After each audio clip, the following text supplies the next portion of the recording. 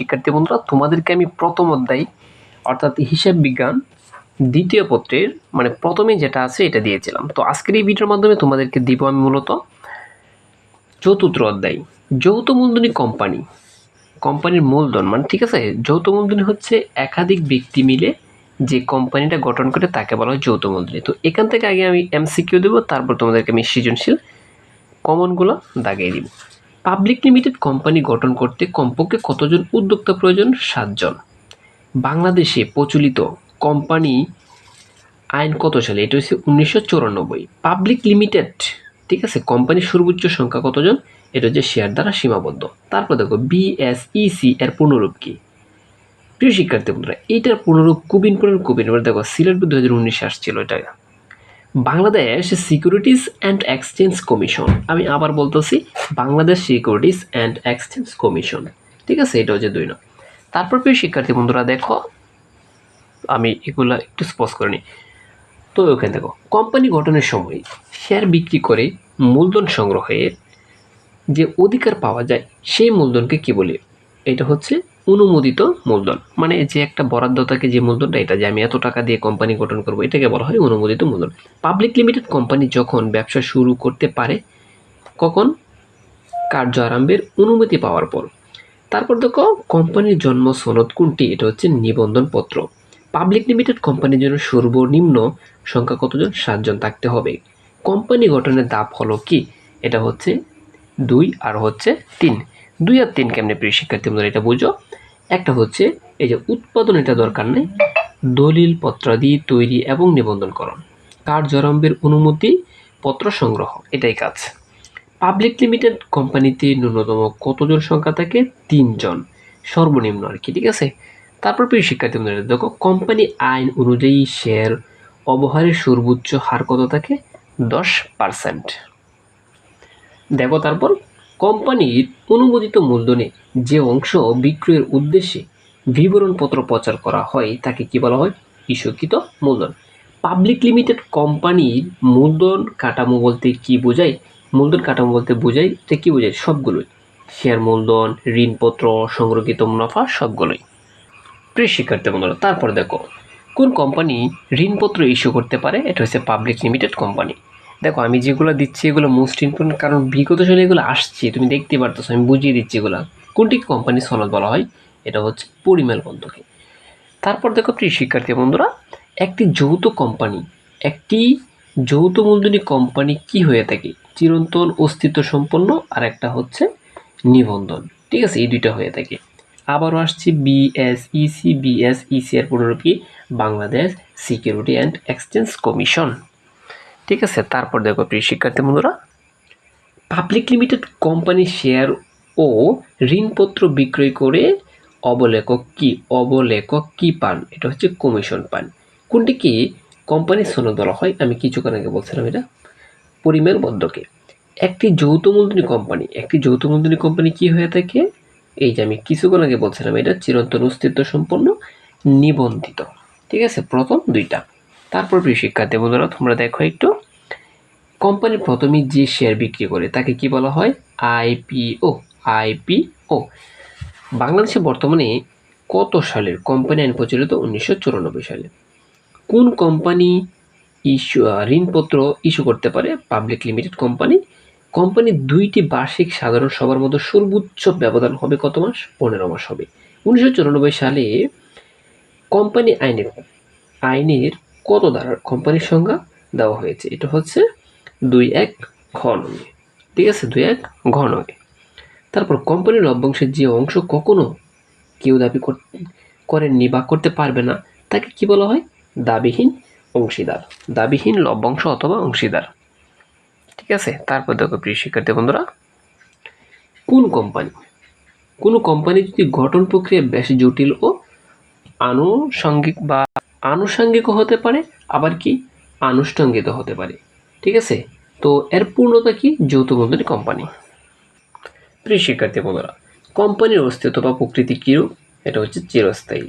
কোনটির কারণে কোম্পানি নিজস্ব নামে পরিচিত লাভ করে? এটা হচ্ছে কৃত্রিম ব্যক্তিসত্তার কারণে। বর্তমানে বাংলাদেশের প্রযোজ্য কোম্পানির আইনটি 1994 সালের কোন মাসে সংসদে পাশ হয়? জুলাই মাসে।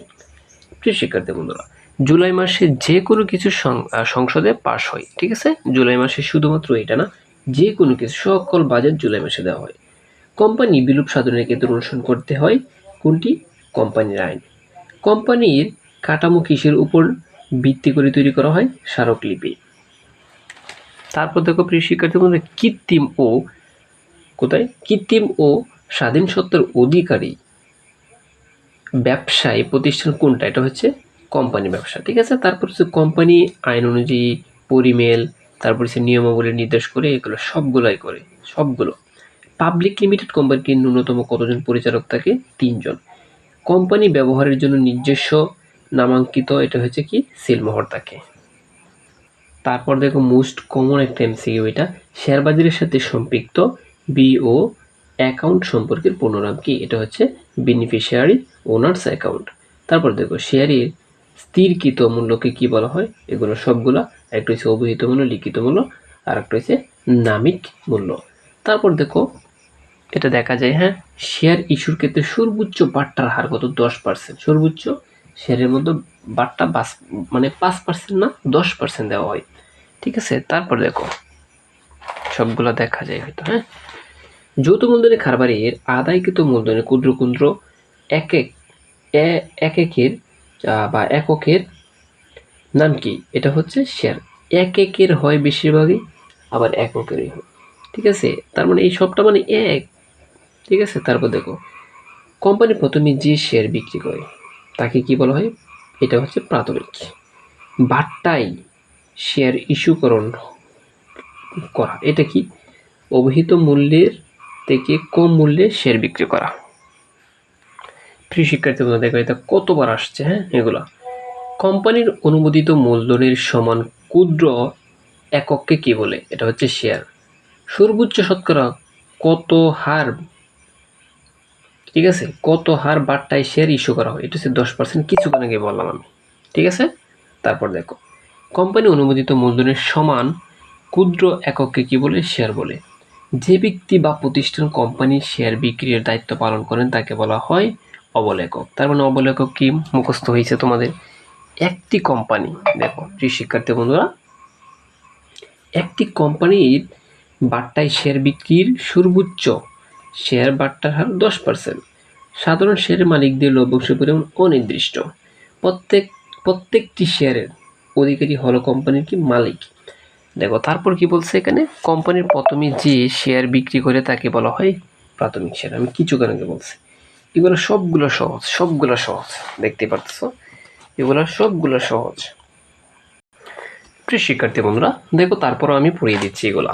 শেয়ারকে স্টকে রূপান্তর করতে হলে পরিমেল নিয়মগুলিতে উল্লেখ থাকার শর্ত অন্য কোনো ধরনের পত্র প্রদান করা হয়, এটা হচ্ছে লিখিত পত্র। কোনটিতে মোট টাকার পরিমাণ উল্লেখ থাকে এবং তাতে কোনো ক্রমিক নম্বর থাকে না, এটা হচ্ছে স্টকে। কোন দেশে শেয়ারকে স্টক বলা হয়? এটা হচ্ছে যুক্তরাষ্ট্রে। একটি ঋণের প্রামাণ্য দলিল কোনটা? এটা হচ্ছে ঋণপত্র। কোনটি কোম্পানির মূলধন কাঠামোতে, এটা হচ্ছে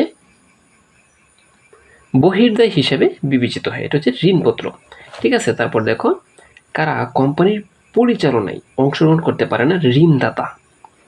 কোম্পানি লাভ লোকসান যাই হোক না কেন তাদের নিয়মিত সুদ প্রদান করতে হবে ঋণদাতাকে, ঠিক আছে? যে ঋণ গ্রহণ করবে তাকে অবশ্যই এটা দিতে হবে, লাভ হোক লস হোক, ঠিক আছে? তারপর দেখো কোম্পানির বিলুপ সাধনকালে শেয়ার মূলধন পরিশোধের আগে কাদের পাওনা পরিশোধ করতে হয়? ঋণপত্র ক্রেতাদের। তারপর শিক্ষার্থী বন্ধুরা দেখো কোন কোম্পানি ঋণপত্র ইস্যু করতে পারে? Public limited company.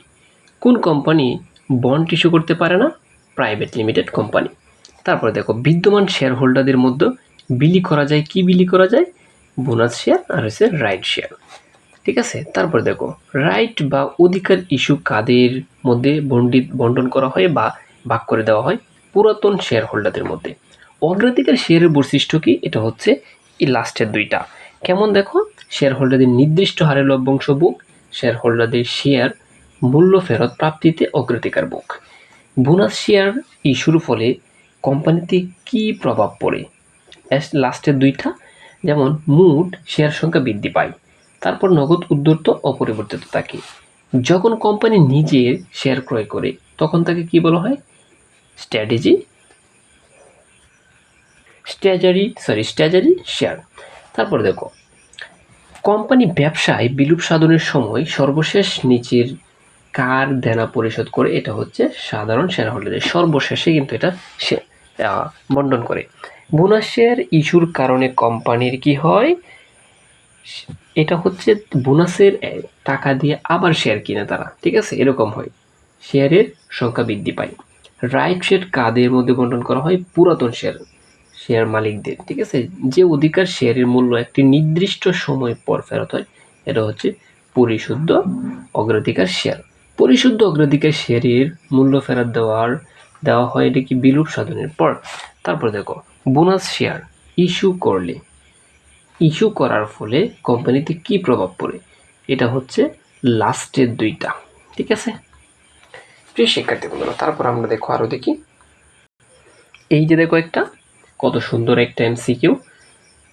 কোনো শেয়ার হোল্ডারের লভ্যাংশ প্রাপ্তির ক্ষেত্রে কোনো নির্দিষ্ট হার নেই, এটা হচ্ছে সাধারণ শেয়ার, ঠিক আছে। এইটা একটু মোস্ট ইম্পর্টেন্ট, এটা পড়ে নিবা। আইন অনুযায়ী সঞ্চয় অগ্রাধিকার শেয়ার কত বছর পর্যন্ত লভ্যাংশ সঞ্চিতি রাখা যায়? 6 বছর। প্রিয় শিক্ষার্থী বন্ধুরা, পরবর্তী ভিডিও পাওয়ার জন্য এমসিকিউর দিকে তোমরা কমেন্ট কতটুকু সাপোর্ট করো। যদি সাপোর্ট করো, পরবর্তী অধ্যায়ের এমসিকিউ পাবা।